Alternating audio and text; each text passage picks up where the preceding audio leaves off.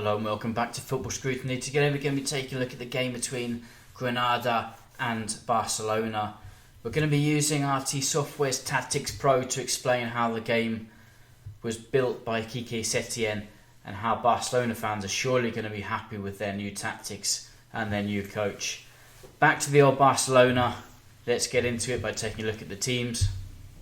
Starting with Barcelona, they lined up with their typical 4-3-3 system with Setién in goal, Jordi Alba on the left, Umtiti and Quique in centre of the defence, Roberto on the right, Busquets the pivot in the midfield with Rakitic and Vidal either side of him, Griezmann on the left, Messi up front and Fati on the right.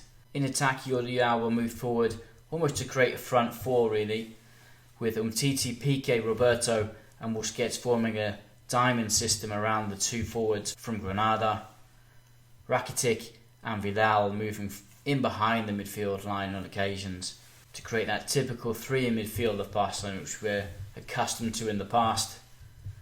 Moving on to Granada, they played with a 4-2-3-1 for the majority of the game, defending though, and often defending deep in their own half in a 4-4-2 system. Let's take a look at some of the interactions in the game.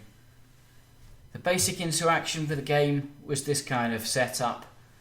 Granada in the 4-4-2 system with Barcelona attacking, Jordi Alba high up the pitch, Quique, Umtiti, Roberto and Busquets forming that diamond if you will with the two centre forwards from Granada in between them, Busquets looking to receive in behind those lines.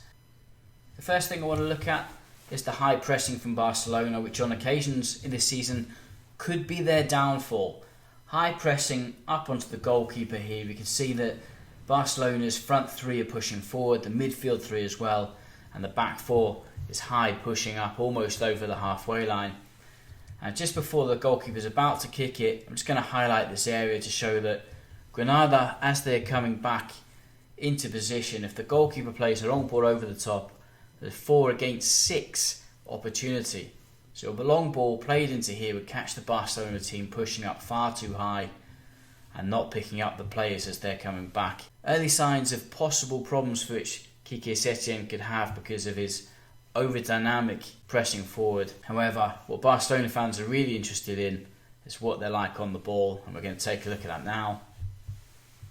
Okay, so here we can see the setups, the 4 at the back for Granada, the 4 midfield and the 2 forwards there in that 4-4-2 system. And now the Barcelona back 4, we can see Jordi Alba pushing high up the pitch.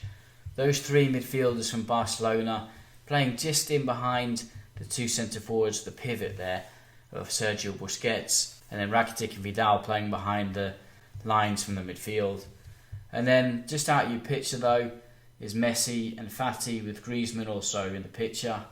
Taking a look now at the reasoning for the positioning of these players in behind those players from Granada. Firstly, we're going to take a look at Busquets just playing in behind those 2 centre forwards, trying to receive any passes in behind to break that first line.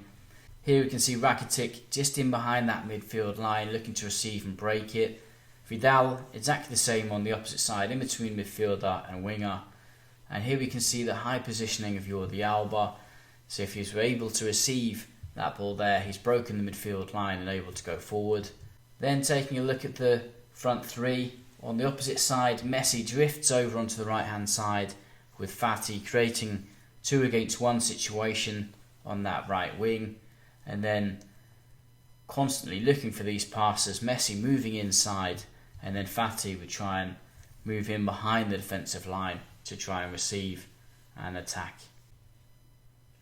Okay, having a look at it from a slightly different angle here, we can see Busquets in behind the 2 centre forwards. Then moving on to Rakitic, we can see his positioning just behind the midfielder and right winger.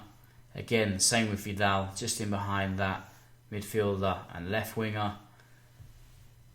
And then of course Jordi Alba at the top, behind the midfield line. Moving over onto this side, we can see the 2 against 1 with Messi and Fati against the left back. And then that movement there from Messi allowing Fati to try and find space behind the lines. Here's another example a few minutes later. Here we can see the high positioning of Jordi Alba with Gerard Piqué in the ball, he switches the ball across to him, and the Granada defence shifts across. And this is where we can start to see some of the movements from Barcelona. When this ball comes back into the feet of Rakitic, Antoine Griezmann comes inside. Fati makes this run, which we can see here, and Lionel Messi moves inside into almost that false nine position which he used to be accustomed to. So here we can see the movements from Messi and from Griezmann, with the movement also from Fati in behind the defence. When Messi picks it up, he moves inside, plays a little 1-2. We can see here from this angle there's 8 players from Granada inside the penalty area trying to defend. Only 2 left up front. Barcelona managing to create an opportunity in really small spaces, just like we used to expect. Taking a look at it from a different angle, we can see that high positioning from Alba with that back 4. Griezmann about to move inside. Messi now in that false 9 position, and then Fati trying to receive that ball in behind when the ball comes into Rakitic. So when the ball comes back from Alba into Rakitic, we'll see at the bottom of the screen Fati moving in behind the defence. We can see the movements from Griezmann and from Messi, both coming inside. This is where they now combine with Messi moving forward, pass into Jordi Alba, who moves beautifully. Let's just rewind that back.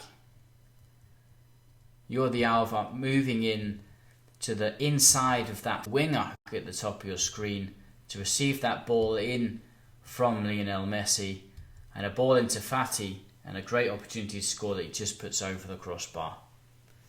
Watching it again, let's take a look at Griezmann this time. By moving inside, Griezmann now takes the full-back and the centre-back thinking about him, and that gives Jordi Alba the opportunity to move inside the winger who's dropped back into defensive positions. Wingers aren't normally defensive minded, so you can imagine how that's now easier for Jordi Alba to get on the inside and receive that pass from Messi. Typical Barcelona and so dangerous. The final clip we're going to show now is the Barcelona attacking on the edge of the box with that third man movement which we're so accustomed to in the past. Here when the ball is on the right hand side, Messi is now going to move in to try and receive the ball from Rakitic and play a pass in behind the defensive line into an on-rushing Jordi Alba, who again gets on the inside of his marker to receive the ball in behind. Ball comes across the edge of the box and they should score. From a slightly different angle, we can see the movement of Messi picking up that space. It's so hard to pick up. Defenders can't jump out, midfielders can't keep up with him. The ball in between the centre-back and full-back for an on-rushing Jordi Alba, due to that movement inside from Griezmann again, and Alba puts it across the box and it should be 1-0 to Barcelona. It's clear sign Setién's trying to get them to play the way they used to be playing. Here we can see that movement from Alba, not offside, receiving the ball in behind the defensive line. You can see now what a clear opportunity it is